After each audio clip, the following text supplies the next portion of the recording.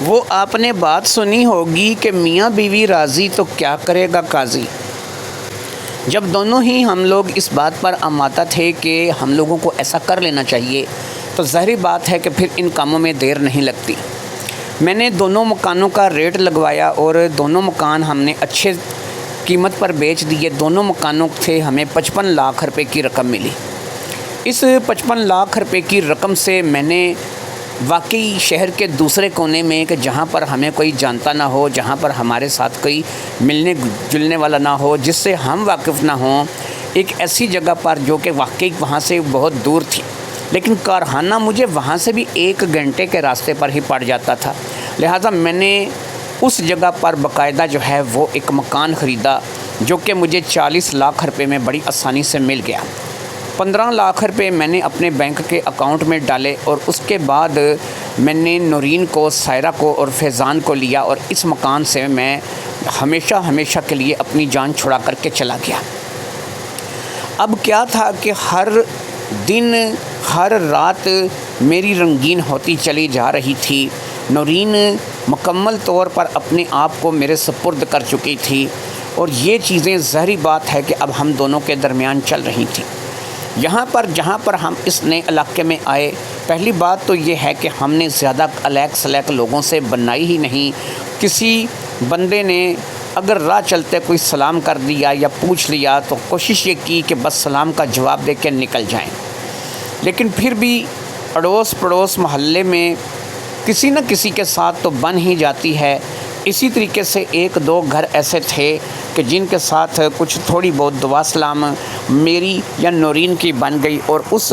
دعا سلام کا نتیجہ یہ نکلا کہ نورین نے اپنے آپ کو میری بیوی اور سائرہ اور فیضان کو ہمارے بچے ظاہر کیا۔ کسی کو کیا اعتراض ہو سکتا تھا کہ میاں بیوی 2 بچوں کے ساتھ یہاں پر رہتے ہیں، اس لیے ہماری زندگی جو ہے وہ بہترین طریقے سے چلنے لگی۔ کارخانے کا نظام تھا تو وہ بھی بہت اچھا جا رہا تھا اور کارخانے سے مجھے ہر مہینے 1.5 لاکھ روپے کی آمدنی ہو جاتی تھی۔ مال تھا کہ اچھا بکتا چلا جا رہا تھا اور اچھے سے اچھا مال ہم مزید تیار کرتے چلے جا رہے تھے۔ واقعی یہ ایک ایسا کام تھا کہ جس نے مجھے راتوں رات لاکھوں پتی کر دیا تھا۔ مجھے نورین بھی مل گئی تھی اور مجھے اس کاروبار میں بھی بے حد نفع ہو رہا تھا، اس لیے ظاہری بات ہے کہ میں اب اپنے کینڈے سے کچھ ضرورت سے زیادہ ہی باہر ہو گیا تھا۔ رات کو جب میں کارخانے سے گھر لوٹ کر کے آتا تو نورین میرا بے چینی سے انتظار کر رہی ہوتی۔ ہمارے درمیان وہی واسطہ ہو چکا تھا جو کہ میاں بیوی کے درمیان ہوتا ہے، اور پھر اب ہمارے سونے کا طریقہ بھی بدل گیا تھا۔ ہم اب سونے کے لیے ایک نیا طریقہ استعمال کرنے لگے تھے، اور وہ طریقہ یہ تھا کہ فیضان اور سائرہ کو ہم ایک بستر پر سلا دیتے تھے اور دوسرے بستر پر ہم لوگ اکٹھے سو جاتے تھے۔ اسی سسٹم کو لے کر کے ہم آگے بڑھتے چلے جا رہے تھے، اسی طریقے سے ہم لوگ چلتے چلے جا رہے تھے۔ یہاں کے لوگ ہمارے اصل رشتے سے نہ تو واقف تھے، نہ انہیں پتہ تھا کہ ہم دونوں ایک دوسرے کے کیا لگتے ہیں۔ ایک ڈر ضرور تھا جو کہ ہر وقت لگا رہتا تھا کہ اگر ہمارے اس پرانے محلے یا اس جگہ سے کبھی کوئی شخص یہاں پر ہم لوگوں کو مل گیا، ہم سے ٹکرا گیا، یا اس سے ہماری ان حقیقتوں کا پتہ چل گیا۔ پہلی بات تو یہ ہے کہ ہم لوگ اندر خانے کیا کر رہے تھے یہ کسی کو بھی علم نہیں تھا۔ بس ایک چیز کا دکھ تھا کہ ایک چیز کی پریشانی مجھے کھائی جا رہی تھی کہ اگر کوئی آ کر کے کل کو یہاں سے اس محلے سے اس جگہ سے آ کر کے یہاں پر پوچھتا ہے اور کسی سے پوچھتا ہے کہ یہاں پر جو نورین اور اس کا بھائی رہتے ہیں ان کا آپس میں کیا رشتہ ہے، تو لوگ تو یہی کہیں گے کہ نورین اور نورین کا بھائی نہیں، نورین اور نورین کا شوہر رہتے ہیں۔ یہ بات تھی جو کہ مجھے اندر ہی اندر پریشان کر رہی تھی۔ جب میں نے اس بات کا ذکر نورین سے کیا تو نورین کہنے لگی کہ دیکھیں، میں نے صرف اس محلے میں 2 لوگوں کو ہی تو بتایا ہے کہ ہم میاں بیوی ہیں، اس کے علاوہ کوئی جانتا نہیں ہے کہ ہم میاں بیوی ہیں یا نہیں ہیں۔ تو پھر یہ ہے کہ 2 لوگوں کے آگے اس بات کا انکار کرنا کتنا کی مشکل ہے۔ میں ان کو یہ بھی کہہ سکتی ہوں، کل کو اگر ایسی نوبت آ جاتی ہے تو میں یہ بھی کہہ سکتی ہوں کہ آپ کے سننے میں فرق لگا ہے۔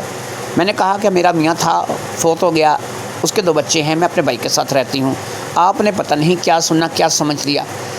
پھر یہ ہے کہ اندر خانے ہمارا کیا تعلق ہے، ہم لوگ کیا کر رہے ہیں، ہم لوگ اپنی زندگی کو کس طریقے سے بسر کر رہے ہیں، ہمارے درمیان کیا واسطہ کیا تعلق ہے۔ ظاہری بات ہے لوگوں کو اس بات کا نہیں پتہ،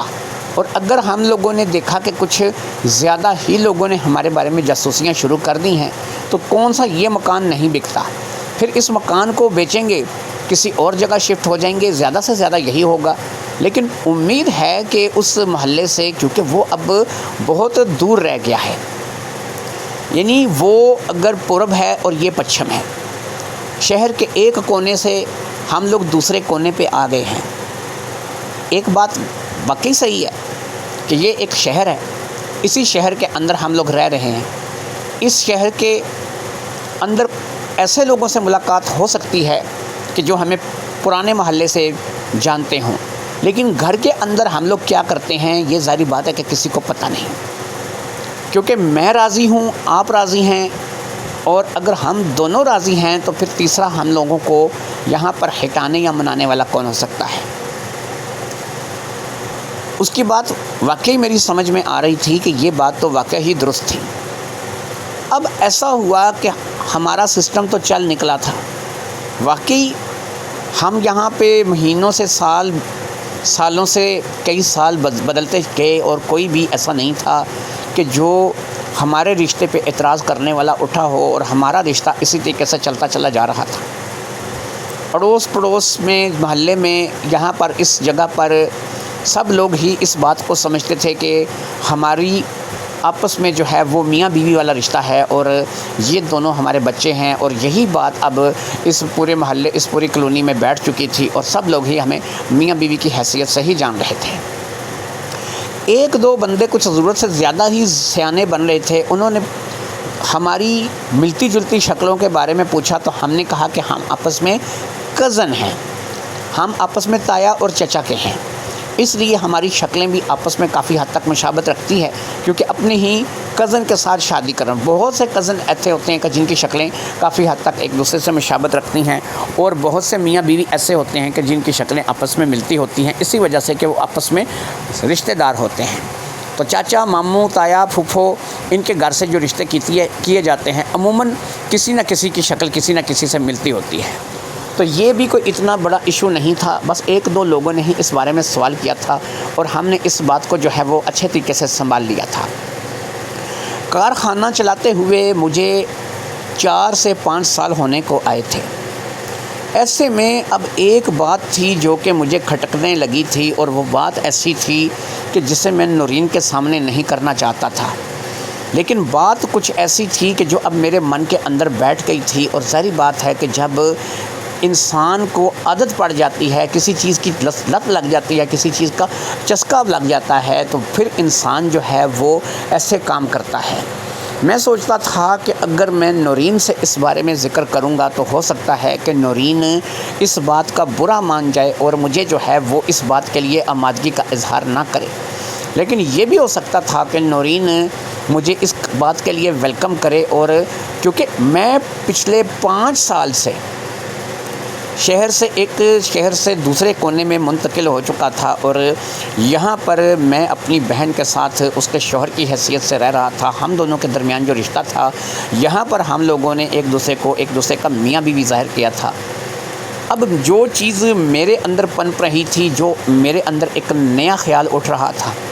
وہ خیال جو ہے اب میں نورین کے ساتھ شیئر کروں یا نہ کروں، اس سے پہلے مجھے جو ہے وہ کچھ آزمانا تھا، اور آزمائش میں کرنا چاہتا تھا، کیونکہ بغیر آزمائش کے اگر میں نے یہ بات نورین کے آگے رکھ دی تو ہو سکتا ہے کہ نورین میری اس بات کو قبول نہ کرے، ہتھے سے اکھڑ جائے، اور ہمارا یہ 5 سال سے بنا ہوا میاں بیوی والا کھیل ایک لمحے میں ختم ہو کر کے رہ جائے۔ آپ لوگ بھی حیران ہو رہے ہوں گے کہ ایسی کون سی بات تھی کہ جس کو لے کر کے ہم دونوں بہن بھائی جو ہیں آپس میں جھگڑا کر سکتے تھے، اور اپنا 5 سال کا رشتہ داؤ پہ لگا سکتے تھے، ایک دوسرے کو تانا زنی کر سکتے تھے، ایک دوسرے کو جو ہے وہ برا بھلا کہہ سکتے تھے، حتیٰ کہ ایک دوسرے کی اصلیت کو بھی ہم سامنے لا سکتے تھے۔ تو ایسی تمام باتیں آپ سوچ رہے ہوں گے کہ ایسی کون سی بات تھی جو کہ اب میرے ذہن میں آ رہی تھی۔ بھائی ایک سمپل سی بات ہے جو کہ میں آپ لوگوں کو بتاؤں گا، اور آپ لوگوں کی سمجھ میں یہ بات آ جائے گی۔ ہر انسان بہتر کی تلاش میں ہوتا ہے۔ اب ایسا ہے کہ نورین کے ساتھ پچھلے 5 سال سے میرا جو واسطہ تھا، اس واسطے میں نورین میرے لیے بہترین تھی، لیکن بہترین سے بہتر کی تلاش میں ظاہری بات ہے میں تھا۔ میں باہر کا کوئی رزق نہیں لے سکتا تھا، کسی عورت کے ساتھ اپنا معاشقہ نہیں چلا سکتا تھا، حتیٰ کہ میرے پاس پیسے تھے، میں چاہتا تو جو مرضی کر سکتا تھا، لیکن میں باہر کچھ بھی نہیں کرنا چاہتا تھا، کیونکہ اگر کوئی باہر کی عورت ہم میں شامل ہوگی تو کبھی ہمارا راز فاش ہو سکتا ہے، لیکن میں اپنا راز فاش نہیں کرنا چاہتا تھا، اس لیے میں کسی باہر کی عورت کی طرف متوجہ نہیں تھا۔ لیکن اب نورین سے بھی میرا دل سچ پوچھیں تو بھر گیا تھا۔ 5 سال سے ہمارے درمیان جو تعلق تھا، جو واسطہ تھا، وہ ہم نے ایک اچھے طریقے سے نبھایا تھا، لیکن ظاہری بات ہے کہ اب نورین کی عمر کم نہیں رہی تھی، وہ بھی اچھی خاصی عمر کی ہو گئی تھی۔ جب میرا اور اس کا یہ معاشقہ شروع ہوا تھا تو اس وقت وہ 24-25 سال کی تھی۔ آج 5 سال گزرنے کے بعد وہ ایک 30 سال کی عورت تھی۔ ظاہری بات ہے کہ 30 سال کی عورت اور 5 سال کی قرابت داری میں وہ اس حد تک ہو گئی تھی کہ مجھے اب وہ چیز اس میں نہیں نظر آتی تھی، مجھے اب اس میں وہ کچھ نہیں ملتا تھا۔ وہ میرے ہاتھوں کا کھلونا تھی، اسے میں جب بھی چاہتا تھا استعمال کر سکتا تھا، اپنی انگلیوں پر نچا سکتا تھا۔ اس کے لیے اب میرے جذبات کے اندر ویسی گرم جوشی نہیں رہی تھی۔ اب مجھے کسی اور طرف من جا رہا تھا، کوئی اور تھا جو کہ اب میرے من کو بانے لگا تھا، مجھے لبانے لگا تھا، اور وہ ایک ایسی ہستی تھی،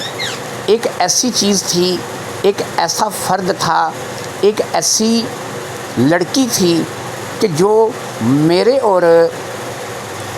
نورین کے تعلق سے بھی واقف تھی۔ اسے یہ بھی پتہ تھا کہ میں اور نورین آپس میں بھائی بہن ہونے کے باوجود اس ڈگر پر چل رہے ہیں، اور ایک دوسرے کو ہم لوگ جو ہیں وہ اس طریقے سے قبول کر چکے ہیں، اور ہم دونوں نے نہ چاہتے ہوئے بھی ایک دوسرے کو میاں بیوی کی حیثیت سے اپنا رکھا ہے۔ یہ اس قدر رازدار حسینہ کون تھی جو کہ ہمیں بھی جانتی تھی اور ہم اسے بھی جانتے تھے، اور اس وقت میرا من اس کی طرف مائل ہو رہا تھا۔ اور یار یہ کوئی اور نہیں تھی، یہ تو سائرہ تھی جو اب 13 سال کی ہو چکی تھی۔ 13 سال کی عمر میں اس نے اچھا قد نکال لیا تھا، اور اب جوانی کے اثرات تھے کہ اس پر ٹوٹ کر برسے تھے۔ وہ 13 سال کی عمر میں ایک نوجوان لڑکی لگتی تھی جس کی عمر کسی بھی طریقے سے 18-19 سال سے کم نہیں لگتی تھی۔ شاید مجھے اور نورین کو دیکھ دیکھ کے وہ وقت سے پہلے جوان ہو گئی تھی، اس لیے اب وہ ایک بھرپور نوجوان لڑکی لگتی تھی۔ کوئی نہیں کہہ سکتا تھا کہ یہ صرف ایک 13 سال کی لڑکی ہے۔ وہ 13 سال کی عمر میں 18 سال کی لڑکی لگتی تھی۔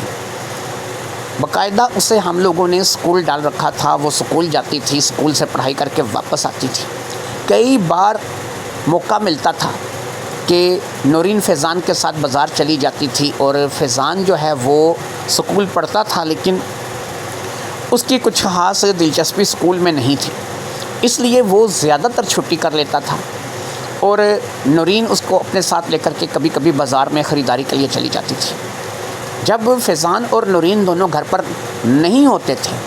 تو ایسے میں عموماً سائرہ دوپہر کو اسکول سے واپس آ جاتی تھی، اور میں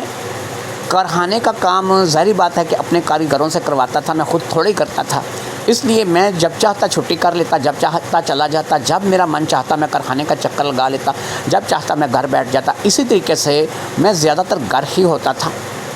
تو اب ایسے میں جب سائرہ آتی تھی، اور سائرہ کے آنے سے ظاہری بات ہے کہ میرے اندر اب کچھ اور خیالات تھے جو کہ بننے لگے تھے، اور میں اب سائرہ کی طرف متوجہ ہو رہا تھا۔ اس بات کو کہ سائرہ کیا مجھ میں دلچسپی رکھتی ہے، یا سائرہ بھی ہمارے ساتھ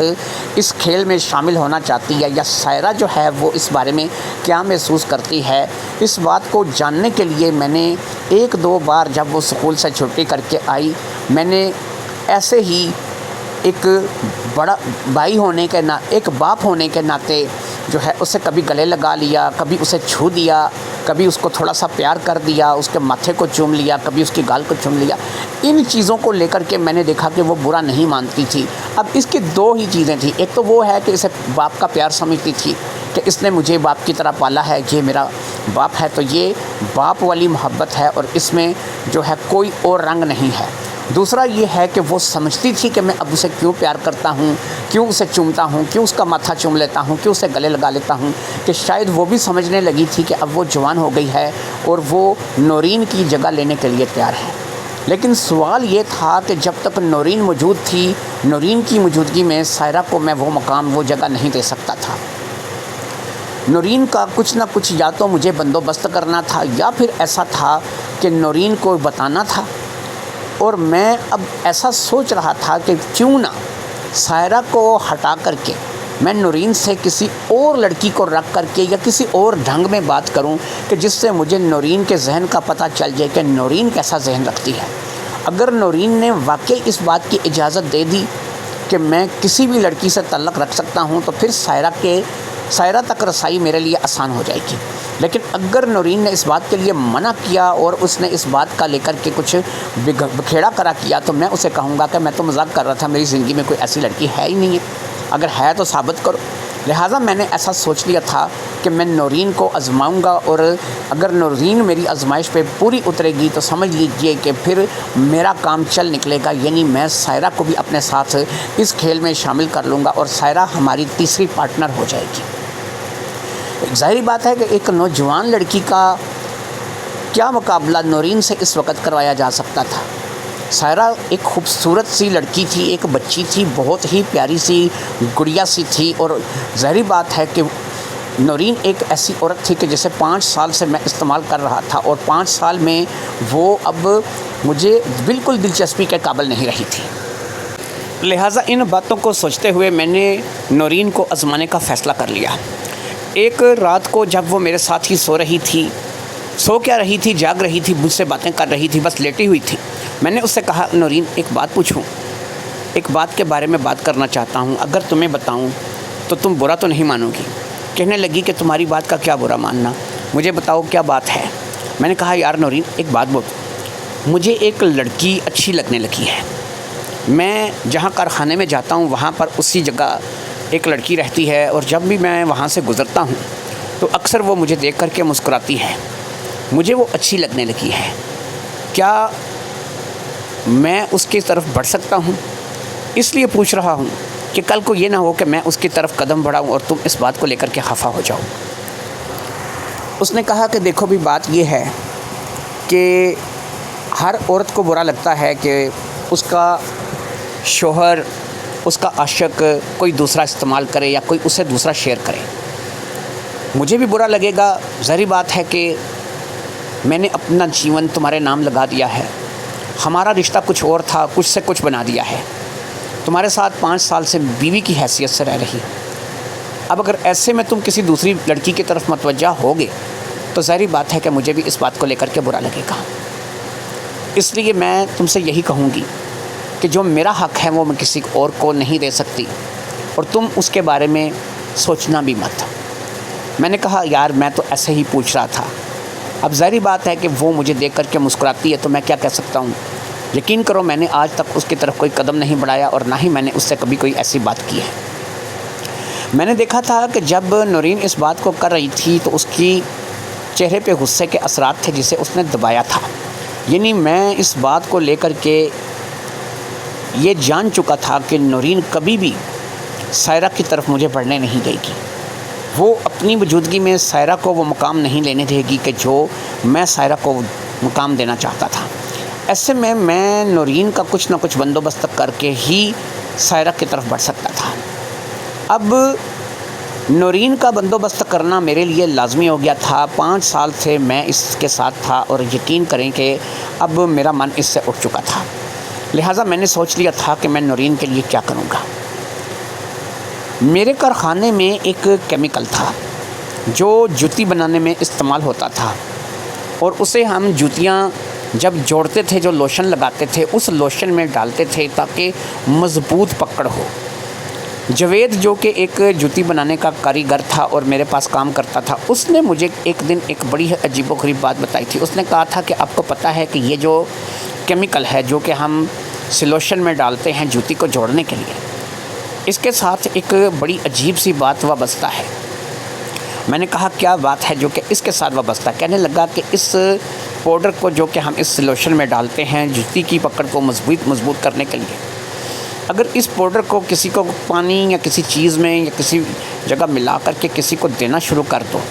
تو وہ انسان ذہنی طور پر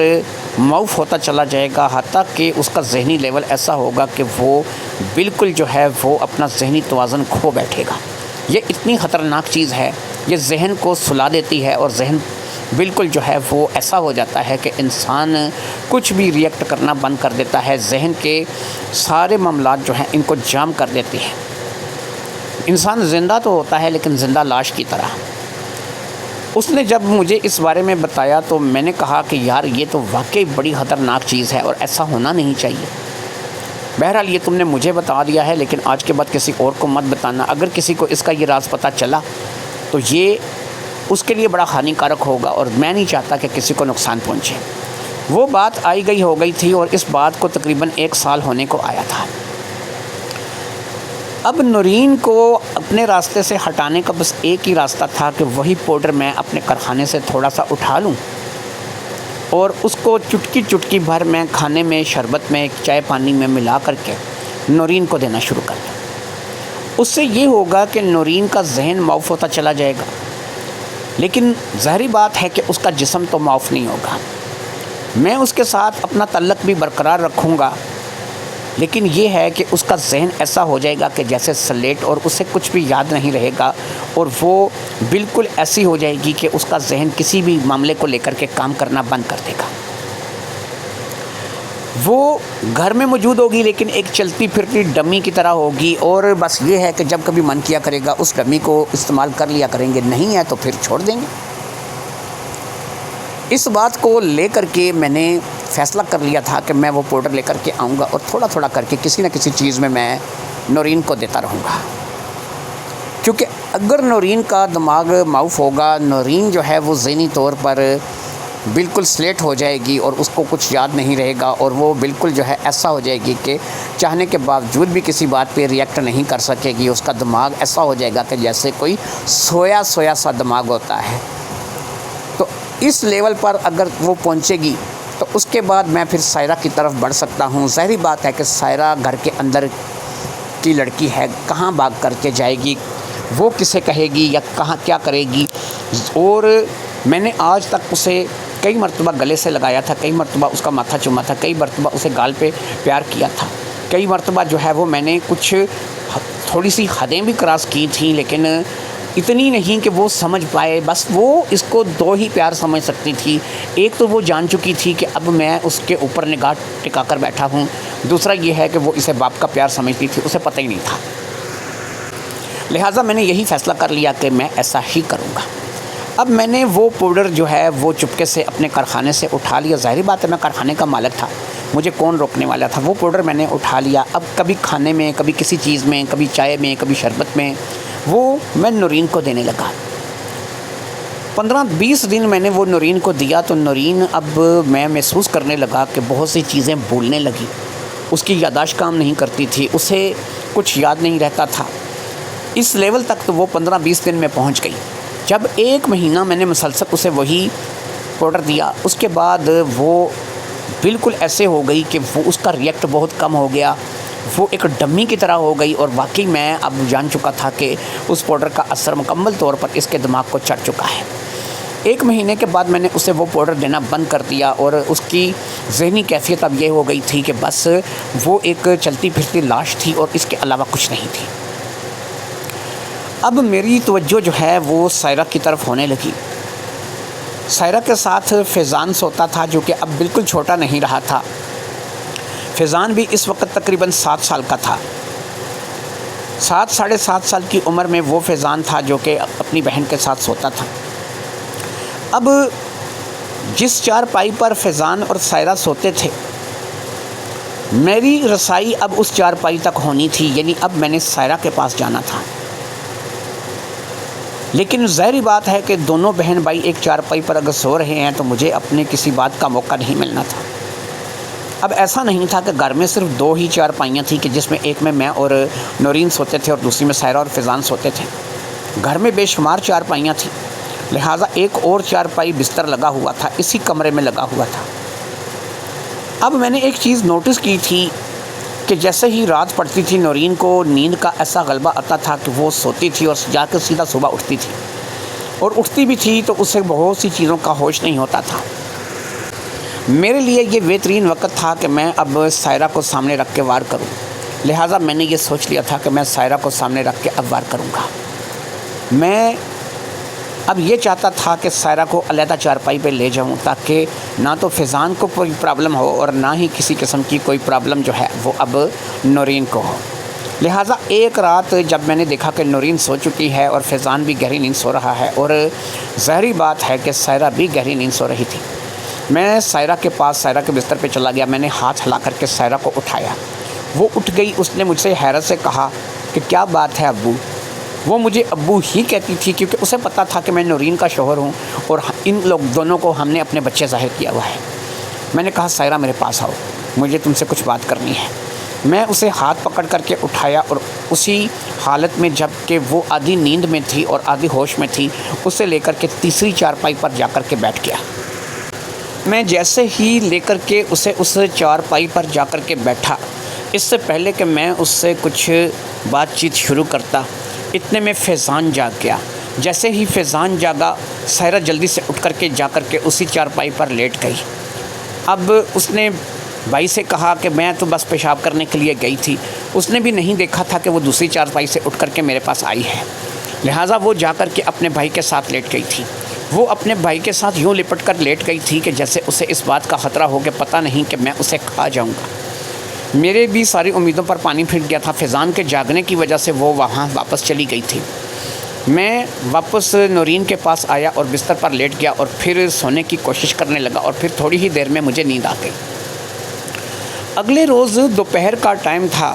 میں گھر پر موجود تھا اور سائرہ اسکول گئی ہوئی تھی۔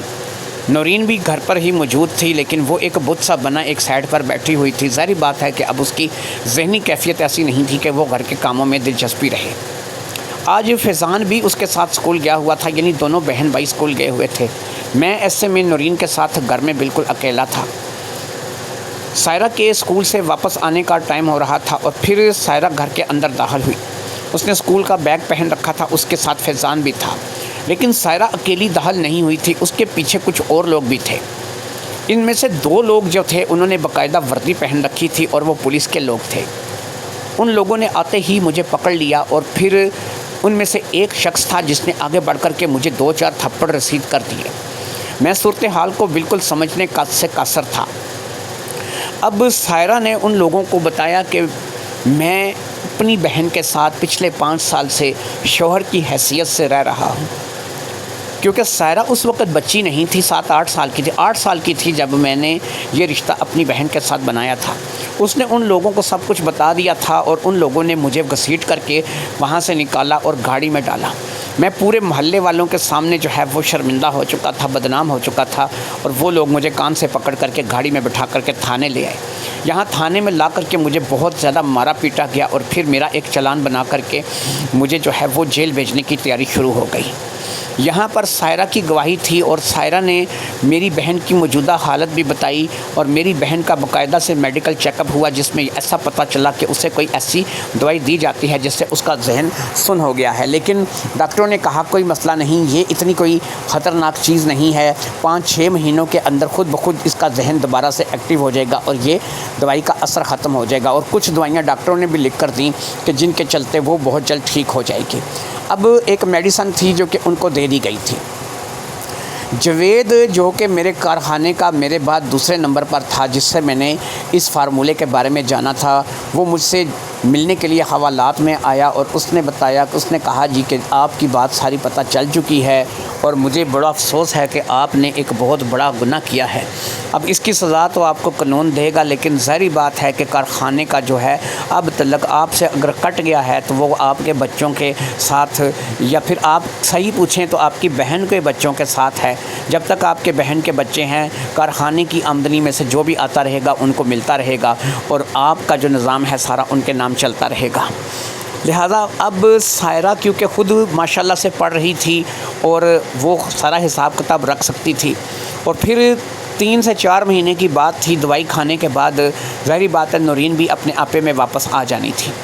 یہی کچھ ہوا کہ نورین 3-4 مہینے دوائی کھانے کے بعد اپنے آپے میں واپس آ گئی، اور اس نے کارخانے کا سارا حساب خود رکھنا شروع کر دیا۔ جہاں جہاں مال جاتا تھا، جہاں جہاں سے مال آتا تھا، اب اس نے خود دیکھ بھال شروع کر دی۔ وہ سائرہ کے ساتھ ہفتے میں 2-3 بار جو ہے وہ چکر لگا لیتی کارخانے کا، اور اس نے سارا حساب رکھ لیا۔ کبھی کبھار وہ مجھ سے ملنے جیل میں بھی آ جاتی تھی، اور مجھ سے ایک ہی بات کا گلہ کرتی تھی کہ اگر میں موجود تھی اور میں نے اپنے من کو مار کر کے تمہیں اپنا شوہر مان لیا تھا تو تمہیں کیا ضرورت تھی کہ تم جو ہے وہ سائرہ کی طرف بڑھتے۔ بس میں نے کہا کہ یہی مجھ سے غلطی ہو گئی، انسان بہتر سے بہترین کی تلاش میں رہتا ہے، لہٰذا میں نے بھی ایسا کیا کہ میں نے دیکھا کہ لڑکی جوان ہو رہی ہے اور وہ ہمارے تعلق سے واقف بھی ہے۔ پھر میں نے اس سے پوچھا کہ تم نے اڑوس پڑوس محلے والوں کو کیسے مطمئن کیا؟ اس نے کہا کہ میں نے مطمئن نہیں کیا، سائرہ نے مجھے کہا کہ تم اپنے اس گناہ سے توبہ کرو جو کچھ تم آج تک 5 سال تک کرتی آئی ہو، اور پھر میں جو ہے وہ اڑوس پڑوس محلے والوں کو یہ بتاؤں گی، کیونکہ پولیس بھی سائرہ ہی لے کر کے آئی تھی، میں اڑوس پڑوس محلے والوں کو یہ بتاؤں گی کہ کوئی دوائی کھلا کر کے اسی طریقے سے زد و کوب کر کے ڈرا دھمکا کر کے میرا ماموں جو ہے وہ میری ماں کے ساتھ ایسا کرتا رہا، اور وہ بیچاری جو ہے وہ اسی طریقے سے میڈیسن کے اثر میں جو ہے وہ اس کا ساتھ دیتی رہی، لہٰذا اس نے وہی کیا جیسا کہ وہ کہتا تھا، کیونکہ وہ اس سے ڈرتی بھی تھی، اور اس کے علاوہ وہ اسے کچھ دوائی وغیرہ بھی کھلاتا تھا جس کے اثر میں وہ کرتی تھی وہی کہتی تھی جو کہ وہ کہتا تھا۔ بہت سے کالونی والوں نے باتیں تو بنائیں، لیکن آہستہ آہستہ وہ اس بات کو مان گئے کہ بہن مظلوم ہے، اصل شیطان بھائی تھا، لہٰذا اس طریقے سے ہماری بات پہ پردہ پڑ گیا۔ اب میں نے بھی یہ فیصلہ کر لیا ہے، کیونکہ میری بیٹی نے مجھے میری آنکھیں کھول دی ہیں، میں آئندہ کبھی شادی نہیں کروں گی، میرے بچے جوان ہو رہے ہیں، میں انہی کے سہارے اپنی باقی کی زندگی گزاروں گی، اور اسی طریقے سے جو ہے وہ انتظار کروں گی کہ شاید تم واپس آ جاؤ، لیکن اگر تم واپس نہیں بھی آئے تو اب ظاہری بات ہے کہ نہ تو میں نے تمہیں جیل میں کرایا ہے اور نہ ہی میں اس بات کی قصوروار ہوں۔ میرا مقدمہ چلا اور میری سزا جو ہے وہ عمر قید کی مجھے سنائی گئی، کیونکہ جو میں نے کیا تھا اس کے لیے جج کہہ رہا تھا کہ تمہیں لٹکانا تو پھانسی پر چاہیے، لیکن تم عمر قید کی سزا کاٹو، تمہیں 25 سال کم از کم جو ہے وہ جیل میں کاٹنے ہوں گے۔ میں عمر قید کی سزا میں جیل آ گیا تھا، اور اسی طریقے سے میرا قصہ یہاں پر ختم ہو گیا تھا۔ میری بہن نورین، میری بھانجی سائرہ اور فیضان کبھی کبھار 3-3 4-4 مہینوں کے بعد کچھ وقت نکال کر کبھی کبھار مجھ سے ملنے آ جاتے تھے، باقی زیادہ تر تو وہ مجھ سے ملنے نہیں آتے تھے۔ پھر جب 2-3 سال گزر گئے تو وہ ملنا بھی کم ہو گیا، اور پھر میں صرف جیل میں پڑا رہتا تھا، جیل کی روکھی سوکھی کھا کر کے گزارا کرتا تھا، اور اب 25 سال تک میں یہاں جیل میں تھا، کوئی بھی شاید اب مجھ سے ملنے آنے والا نہیں تھا۔